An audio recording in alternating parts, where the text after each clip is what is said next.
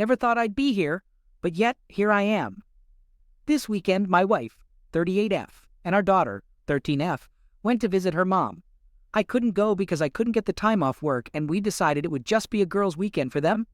I'm a firefighter in a large southern city, and I'm on a call and gearing up when our dispatcher calls in to tell me that there is some emergency. I'm not really needed on the work call, so I get my cell phone and find a bunch of texts from my kid and a couple from a number I don't have in my phone. In the course of about 11 text messages, I learned that my daughter has gone ice skating and fallen and broken her wrist. She's in the emergency room, but cannot get treatment because no one can find my wife. The number that I don't know belongs to a friend of my wife's who has gone to the emergency room to sit with my kid. She was the chaperone for the girls who had gone skating. So I call this friend, and after a lot of hemming and hawing, she admits that wifey has gone to dinner with some random guy. Well, we always leave our location shared with the family because of my job. And sure enough, I pull up an address and Google it, and it's a hotel. This was 10 p.m. It's now almost 4 hours later, and she hasn't answered my texts. But she did finally call our kid. I have permission and insurance information, and she got a cast and a referral to see an orthopedist when she gets home. The friend took our daughter back to her grandmother's and texted me. She said, "I'm sorry you had to find out this way about that guy." Apparently, it's been going on every time she's gone home that I haven't gone. Meanwhile, I've worked countless hours of overtime to pay off our house, take us on nice vacations, send our daughter to the most expensive private school in our city. I'm a fool. Spoke with a lawyer, as many of you suggested. During that conversation, I realized that she doesn't really have a lot of access to money that is hers. Removed her as an authorized user of my credit cards. Put two-factor authentication on just about anything else that she might try to get her hands on. Pulled my credit report to discover that she opened a joint credit card I didn't know about. Since I'm on the account as well, I was able to log in and print out the charges. A basically perfect timeline of restaurants and hotels that she has paid for. Turns out she also has accounts on Tinder and Bumble, which showed up when I combed through the last few phone bills. Have a pal who is a deputy sheriff in these parts, who's going to be here tonight when she gets home. I've gotten her a room at a nearby hotel for the week and paid for it up front. She can sleep there for now and figure it out on her own starting tomorrow. Daughter and I spoke, and she knows what is up and is angry at Mom. So next steps are to find someone for her to talk to. Thanks to my job, I've got great insurance, so that is one less thing to worry about. When the time came for my wife's return, I was ready. A deputy sheriff, an old friend, agreed to be present during our confrontation. I had booked her a room at a nearby hotel for a week, paying up front. It was time she tasted a bit of the uncertainty she had thrust upon me. The confrontation was far from pleasant. Her pleas and apologies fell on deaf ears. I handed her the hotel room keys, told her to pack her things and leave. She was shocked, but I remained indifferent. My daughter, teeming with anger, chose to stay with me. Later, I made the hard call to her mother. It was a difficult conversation, but it was necessary. She was appalled, and though she defended her daughter initially, the evidence I had amassed was irrefutable. The next few weeks were a whirlwind. Divorce proceedings began, and my lawyer was ruthless. The evidence of her infidelity was a strong case in my favor. I retained the house, my daughter chose to stay with me, and I managed to secure a good portion of our assets. Meanwhile, my wife's life began to spiral. The man she had betrayed me for turned out to be a professional con man. He disappeared, leaving her heartbroken and penniless. It was a hard lesson, but she was now reaping what she had sown. The revenge I sought came in an unexpected form. I had managed to safeguard my interests, protect my daughter, and expose my wife's infidelity. She was left to face the consequences of her actions while I began to rebuild our lives. It wasn't an easy journey. The pain of betrayal lingered, but I was determined to move forward. I invested time in healing, in reconnecting with my daughter, and in learning to trust again. In the end, the best revenge was not in causing her pain, but in showing her that she had not broken me. I emerged from the storm stronger and more resilient, ready to face whatever life had in store. Despite everything, I felt a strange sense of gratitude. The betrayal had set in motion a series of events that led me to a better understanding of myself. I was not a fool, as I had initially thought. I was a survivor. Story 2. It's been nearly a year since it happened, and I still haven't processed it properly. I thought I had met my dream girl. She honestly came across as the sweetest and most innocent person, but she was living a double life right under my nose. We had been engaged for a few months and were very excited about starting our life together. We were quite young, in our 20s. I was working so hard in 2 jobs to get us set up financially. She had a job, but it was a small salary, and she was still studying on the side. I was extremely committed and wanted to give us a good life. We were trying to live a healthier lifestyle together by eating better and exercising regularly. The topic of getting a gym membership then came up. We discussed each getting a membership so we could go to the gym together. Anyway, then one day she told me out of the blue that she had signed herself up at a different gym instead of the original one we planned on going to. I didn't think much of it and didn't mind. I thought it was a bit weird, but I was happy to gym alone at the original one. Her new gym was too far away from where I lived. We weren't living together.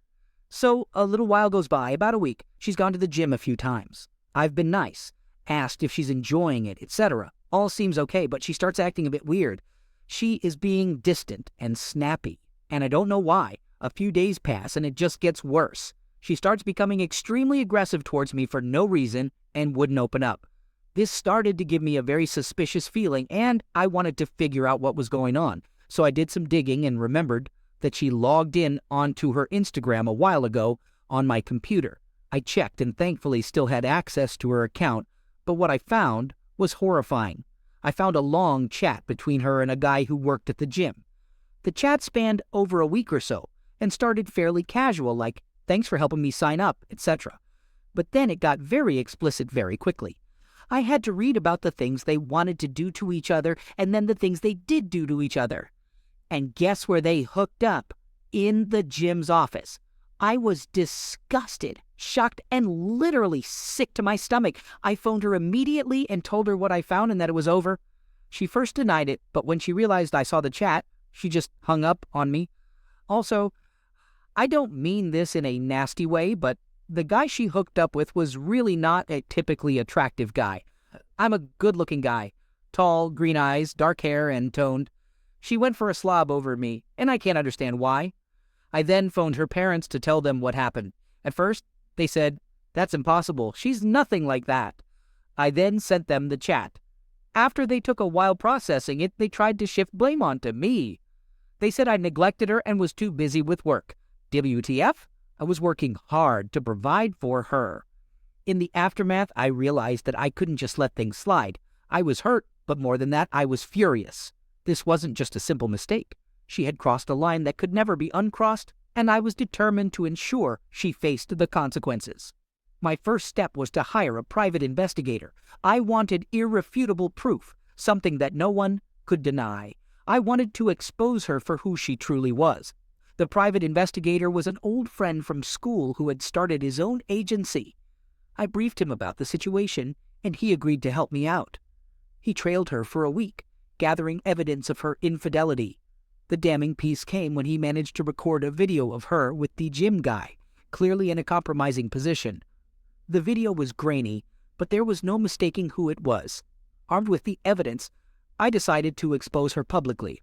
I remembered that she had logged into her Facebook account on my laptop a while ago, so I logged back in. My heart pounded as I uploaded the video with a caption that simply read, "Wedding's off." I hit post and sat back, waiting for the fallout. Within minutes, the video had started to garner views and comments. Friends and family expressed their shock and disbelief, some defending her, others calling her out. I watched as the numbers climbed, the reactions pouring in. My phone buzzed with calls and texts, but I ignored them all. I had said what I needed to say. Her parents called, demanding an explanation. I told them to check their daughter's Facebook page. The line went silent, then clicked off. Hours later, there was a frantic knock at my door. It was her. Tears streaming down her face, begging for forgiveness. But I was beyond forgiving. I coldly told her to get out, that I wanted nothing to do with her. She fell to her knees pleading, but I stood firm. I collected her things and threw them out onto the porch. She looked at me, stunned as I slammed the door in her face. It was a sight I would never forget. The woman I had once planned to marry, reduced to a sobbing mess on my doorstep. The following days were a blur. I moved out of our shared apartment, found a new place, and started to rebuild my life. I focused on work, on healing, on anything but her. It was hard, but I knew I had made the right decision. Looking back, it was a painful experience, but one that taught me a valuable lesson. Trust was fragile, and once broken, it could never be fully restored. I learned to value myself more, to not let anyone take me for granted. It's been a year since it happened, and I'm in a better place now. I've moved on, met someone new, someone who values and respects me. As for her, I heard she's still trying to pick up the pieces, but that's no longer my concern. I've closed that chapter of my life, and I'm ready for whatever comes next. I may have lost a fiancé, but I gained something far more valuable: self-respect and the strength to stand up for myself. I learned that revenge doesn't always have to be malicious. Sometimes it's about standing up for oneself and ensuring justice is served. In the end, I got my revenge, not by sinking to her level, but by rising above it. Story 3. Hello everyone, I'm currently dealing with a highly distressing situation and could use some advice. I've been in a relationship with my girlfriend for nearly 3 years now, and I've also had a close friend for about 2 years. Yesterday, I had plans to hang out and grab a drink with my buddy, just to unwind and enjoy the evening. During our hangout, my girlfriend texted asking if she could join us. We agreed, and the three of us had a decent time together. Later, we decided to head back to my friend's studio apartment. On the way, I shared some of my personal insecurities, like feeling awkward about my thinning hair and my discomfort with the idea of three-way, which I find off-putting. Once we were at the apartment, we all settled in to watch a series together. At some point, I dozed off, and when I woke up, I noticed my friend continuously stroking my girlfriend's arm. I expressed my discomfort to my girlfriend, but the exhaustion got the best of me, and I fell back asleep. My friend was getting ready for bed, and I noticed he had changed into a silk robe, which was unusual, as he had been wearing casual clothes before. This struck me as a red flag. I was so tired that I drifted back to sleep. Suddenly, I woke up to the bed moving and the sound of heavy breathing. I was paralyzed as I realized what was happening. I rushed to the bathroom, attempting to gather my thoughts and decide on my next move. Ultimately, I chose to pack up my belongings and leave. While I was packing, my girlfriend went to the bathroom and I confronted my friend, accusing him of being disrespectful. He responded with a weak apology, but it meant nothing to me. When my girlfriend returned to the room, I ended our relationship then and there. I left hastily, my belongings in tow. She followed me, pleading to escort me home and ensure my safety, but I declined. As I walked home, she chased after me, confessing her foolishness and expressing her fear of losing me. It was the first time I had seen her cry. But at that point, I was too hurt to care. I'm now at a loss for what to do. I see my friend regularly at work since we're in the same department, and I'm unsure how to handle the situation. I am overwhelmed with anger and confusion. I spent the next few days in a haze, trying to come to terms with what had happened. Betrayed by my girlfriend and my best friend, my world had been turned upside down. I couldn't focus on anything else, and all I could think about was how I could get my revenge. It might not have been the healthiest way to cope with my emotions, but at that point I was beyond caring. I needed closure, and for that, I needed to make them feel the pain I was experiencing. I went through their social media accounts and found messages they had exchanged detailing their encounters.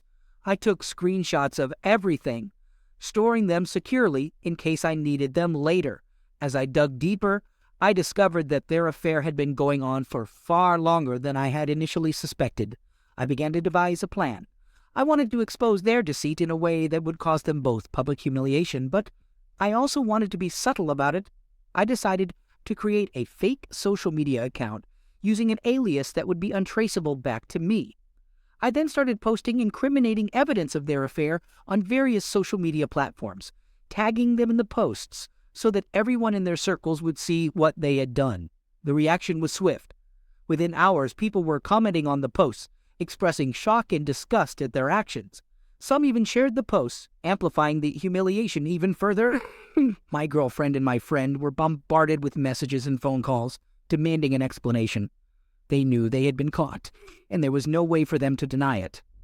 With their reputations in tatters, I decided it was time for the final act of my revenge. I sent them both a message, revealing that I was the one behind the exposure of their affair. I told them how they had destroyed my trust and shattered my heart, and that the pain they were feeling now was nothing compared to what I had been going through. My girlfriend broke down in tears, begging for my forgiveness. She swore that she loved me and that she would do anything to make it right. But it was too late. I was done with her lies and deceit, and I told her as much. She was devastated, and I could see the pain in her eyes, but I refused to let myself feel any sympathy for her. My former best friend also tried to apologize, claiming that he never meant to hurt me. But his words were empty, and I had no interest in hearing them. Our friendship was over, and nothing he said could change that. As time passed, I started to put my life back together. I found new friends, people who genuinely cared for me and supported me through the healing process. I began to focus on my career, using my anger and pain to fuel my ambition. Slowly, I started to rebuild my self-esteem, and I realized that I deserved better than what my ex-girlfriend and former friend had done to me. And as for my ex-girlfriend and my former best friend, their lives continued to spiral downward. Their reputations were ruined, and they became social outcasts. My ex-girlfriend lost her job due to the scandal, and her family distanced themselves from her. My former friend's career took a nosedive, and his relationships crumbled as people realized the kind of person he truly was.